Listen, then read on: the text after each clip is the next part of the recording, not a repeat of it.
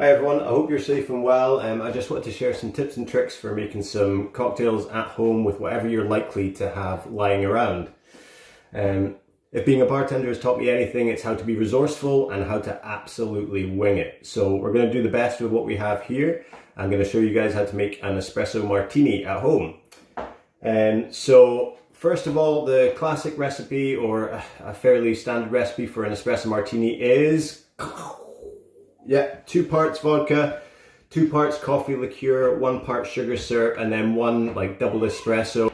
And now we're not going to have all of that, so I'm going to do some workarounds for you.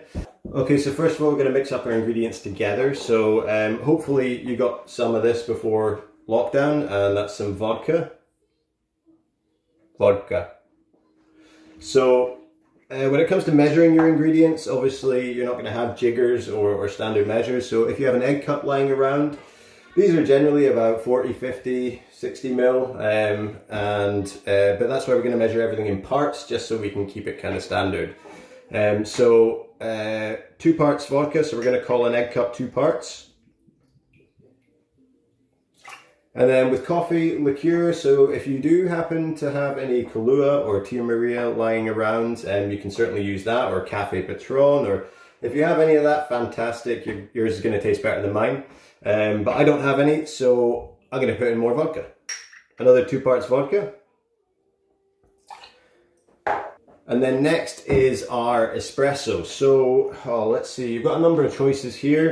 If you happen to have any Costa espresso pods or a pod machine that does espresso, fantastic, you are winning at life. This is going to be almost as good as a barista machine for these purposes. If not, or if you have one of these, like a Costa latte instead, you can use the espresso part of the pods and just keep that for when you run out of milk. But most of you probably won't have that, so I'm going to use instant coffee. Not ideal, but it will absolutely do. So I'm going to do a really kind of strong mix of coffee. So we're going to do a heaped teaspoonful of ground coffee. And then we're going to do about the same again, or just enough to cover it with boiling water. And we're going to stir that up into a really nice thick coffee, so that's as close to as espresso as you're going to get. So we're going to add that to our mix. Don't worry about the grounds if there are any left over, we'll deal with that later. And next, coffee is really bitter, so we're going to need something to sweeten it up. Now this is a tip that's going to work for lots of different cocktails, because many cocktails call for sugar syrup, and it is not a complicated thing, so you can make it very easily at home, providing you have sugar. So you're going to use 1 part sugar and 1 part warm water. And all you're going to do is stir it around, shake it up until it dissolves, basically. And that is a 1-to-1 sugar syrup that's going to work well in loads of cocktails. You can also add this to your coffee for speed. The reason we make this is because sugar doesn't really dissolve very well in alcohol, so making a solution beforehand, much better.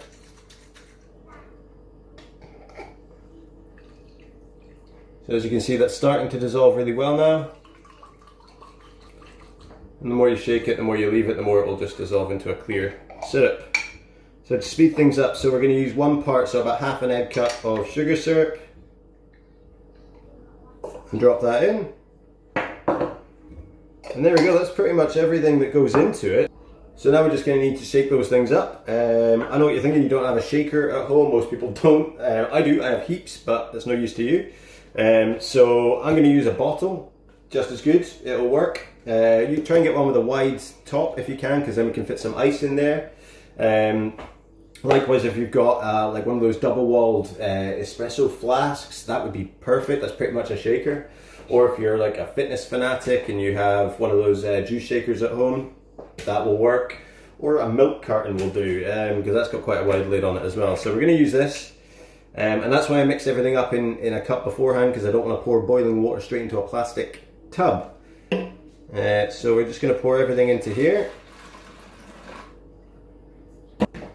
Okay, so we're going to need to chill it, so we're going to shake it up with some ice. So just got some ice cubes from the freezer, which I'm going to drop in. May need a little bit of encouragement, but you'll get there.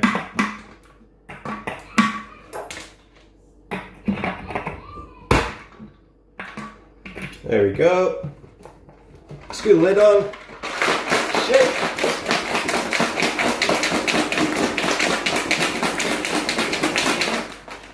Yes. Okay, now you don't have a martini glass at home, that's alright. A wine glass is a very elegant solution to this. And I know what you're thinking, well, we're going to fine strain it out so that none of the little ice shards are going to stay in your drink and it'll be really nasty to drink. So we usually fine strain. This will absolutely do. So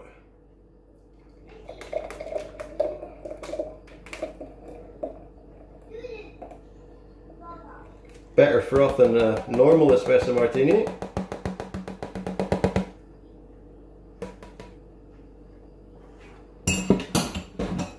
There we go.